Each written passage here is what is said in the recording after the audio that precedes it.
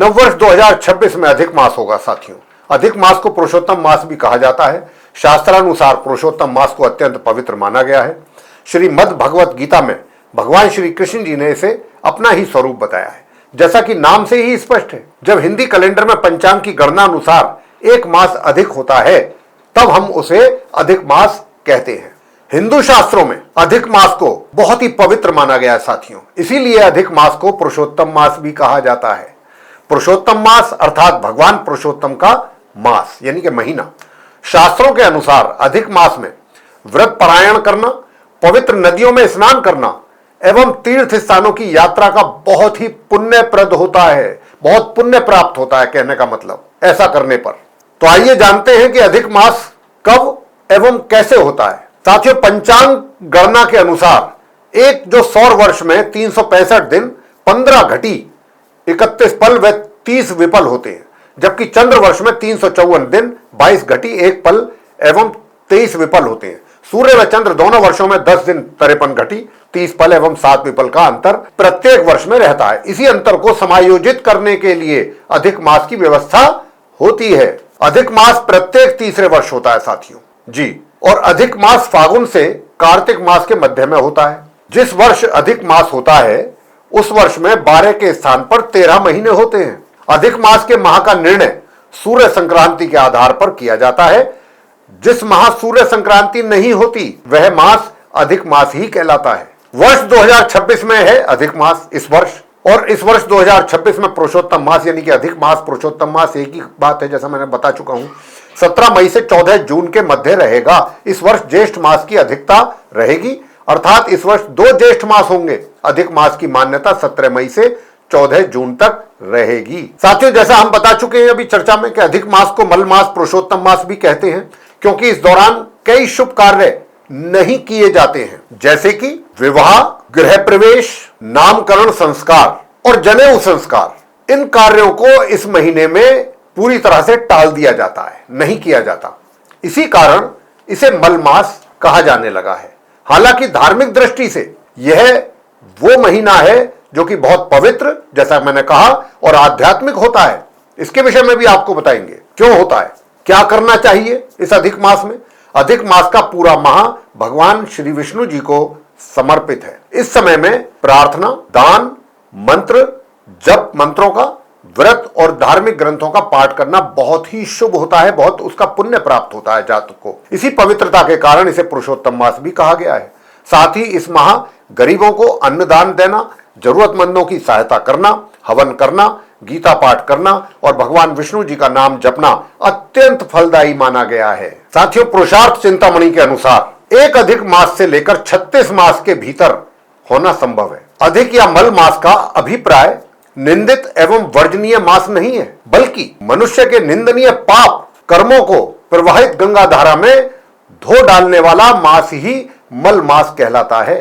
इसको हम ऐसे समझ सकते हैं, क्योंकि जैसा कि अभी हम बता चुके हैं आपको कि इस मास को भगवान श्री विष्णु जी ने स्वयं अपना नाम पुरुषोत्तम देकर कहा है कि अब मैं इस मास का स्वामी हो गया हूं और इसका नाम समस्त जगत में पवित्र होगा तथा मेरी सादृश्यता को प्राप्त करके यह मास अन्य सभी मासों का अधिपति होगा।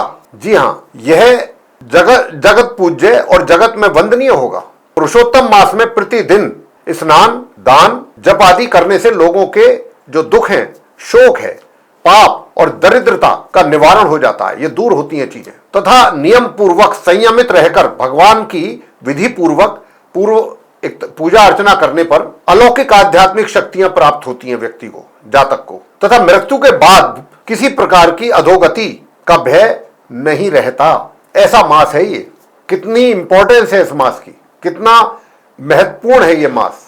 अधिक मास के आने पर जो व्यक्ति श्रद्धा एवं भक्ति पूर्वक व्रत, उपवास, भगवान श्री विष्णु पूजन, पुरुषोत्तम महात्म्य का पाठ, दान आदि शुभ कर्म करते हैं, वह मनोवांछित फलों की प्राप्ति करते हैं अपने जीवन में। जैसा कि उल्लेख हम कर चुके हैं इस चर्चा में कि प्रथम जो है ज्येष्ठ शुक्ल पक्ष यानी कि शुक्ल पक्ष जो है ज्येष्ठ माह का प्रथम का, और द्वितीय ज्येष्ठ कृष्ण पक्ष, दोनों पक्षों के अंतराल में किसी संक्रांति का अभाव होने से ज्येष्ठ मास ही अधिक मास अर्थात पुरुषोत्तम मास माना जाता है। पुरुषोत्तम मास में क्या करें? क्या कर्म करने चाहिए? तो साथियों, भविष्योत्तर पुराण के अनुसार अधिक मास में भगवान श्री कृष्ण के निमित्त जो व्रत, उपवास, स्नान, दान या पूजन आदि किए जाते हैं, उन सबका अक्षय फल प्राप्त होता है और व्रती के सभी अनिष्ट नष्ट हो जाते हैं। पुराणों में शास्त्रकारों ने सर्व पाप हरण करने वाले अधिक मास काल में व्रत, उपवास, पूजन, दान आदि के संबंध में विभिन्न प्रकार के विधान बताए हैं। हेमाद्री अनुसार पुरुषोत्तम मास आरंभ होने पर प्रातः स्नान आदि नित्य कर्म करने पर मतलब निवृत्त होकर के स्नान आदि से एक भुक्त या नव व्रत रखकर भगवान विष्णु स्वरूप सहस्त्रांशु का मंत्रों द्वारा लाल पुष्प सहित पूजन एवं स्तोत्र पाठ करके कांस्य के पात्र में भरे हुए अन्न, फल, वस्त्रादि का दान करना चाहिए। पूजनोपरांत अथवा अधिक मास के अंतिम दिन विविध प्रकार के घी, गुड़ और अन्न का दान आपको करना चाहिए तथा घी, गेहूं और गुड़ के बनाए हुए 33 पुओं को पात्र में रख करके निम्न मंत्र पढ़ करके फलों, मिष्ठान, वस्त्र, दक्षिणा सहित ब्राह्मण को दान करना चाहिए। मंत्र क्या है? ओम विष्णु रूपी सहस्त्रांशु सर्व पाप प्रणाशनः अपूपान्न प्रदानेन मम पापम व्यपोहतु। इसके बाद इस मंत्र का उच्चारण करके इसके बाद आगे इस मंत्र से भगवान विष्णु जी की आपको प्रार्थना करना है। और कैसे करना है? ओम यस्य हस्ते गदा चक्रे गरुडाय हस्य वाहनम शंकः करतले यस्य से मे विष्णु प्रसीदेतु।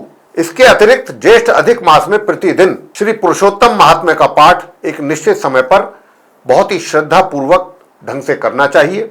भगवान श्री विष्णु स्तोत्र, श्री विष्णु सहस्त्रनाम, श्री सूक्त, पुरुष सूक्त आदि पाठ करना अति शुभ होता है। अधिक मास की समाप्ति पर स्नान, जप, पुरुषोत्तम मास पाठ एवं निम्न मंत्रों सहित गुड़, गेहूं, धृत, वस्त्र, मिष्ठान, दाख, केले, कुष्मांड यानी कि कुम्हड़ा, ककड़ी, मूली आदि वस्तुओं का दान दक्षिणा के सहित करके भगवान को 3 बार अर्घ्य दें। अधिक मास में फल प्राप्ति की कामना से किए जाने वाले प्राय सभी कार्य वर्जित हैं और फल की आशा से रहित होकर, यानी कि इच्छा नहीं रखनी चाहिए, रहित होकर करने के आवश्यक सभी कार्य आप कर सकते हैं।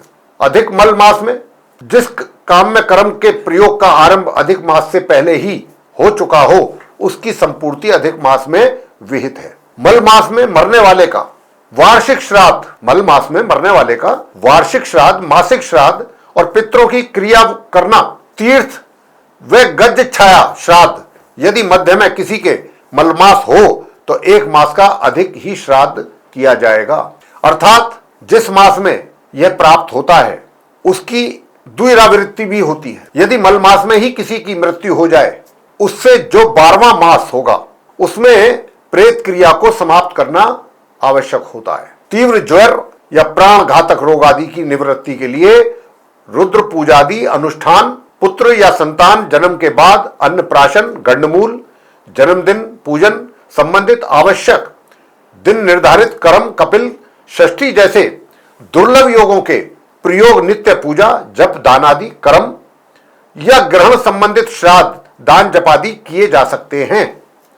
तो ये है वो नियम जो अधिक मास में करने पर, इनका पूरा अनुसरण करने से जातक को उसके अच्छे फलों की प्राप्ति होती है।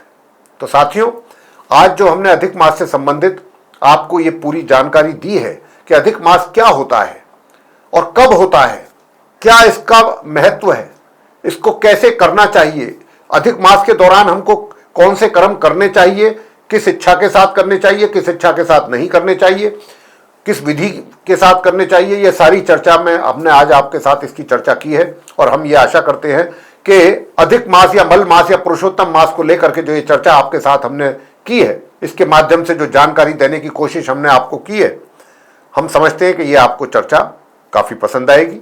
और अगर पसंद आई है तो आप हमारे इस वीडियो को लाइक जरूर कर लें। और अभी तक अगर आपने चैनल सब्सक्राइब नहीं किया है तो चैनल को भी हमारे सब्सक्राइब कर लें और बेल आइकन भी जरूर प्रेस कर दें, क्योंकि आने वाले दिनों में जो भी हमारे वीडियोस बनेंगे एस्ट्रोलॉजी से रिलेटेड, वे सभी वीडियोस समय रहते आप तक एक एक करके पहुंच पाएंगे और आप उन वीडियो के द्वारा जो जानकारियां हैं उनको प्राप्त कर सकेंगे आसानी से अधिक मात्रा में। इस अधिक मास के वीडियो को आप सभी में इसको शेयर करें ताकि दूसरे लोग भी अधिक मास की जो महत्ता है उसके विषय में जान सकें। क्या महत्व है इसका, क्या करने चाहिए, कौन से कर्म करने चाहिए, कौन से नहीं करने चाहिए, किस विधि विधान के साथ करने चाहिए, क्या दान आदि की प्रक्रिया रहनी चाहिए, ये सारी जानकारी का लाभ हम चाहते हैं सबको मिले। तो साथियों, अब इसी के साथ इस कार्यक्रम को यहाँ समाप्त करेंगे और अपने आप सभी प्रिय दर्शक गणों से लेंगे इजाजत। आप सभी का सहृदय बहुत बहुत धन्यवाद। जय माता दी।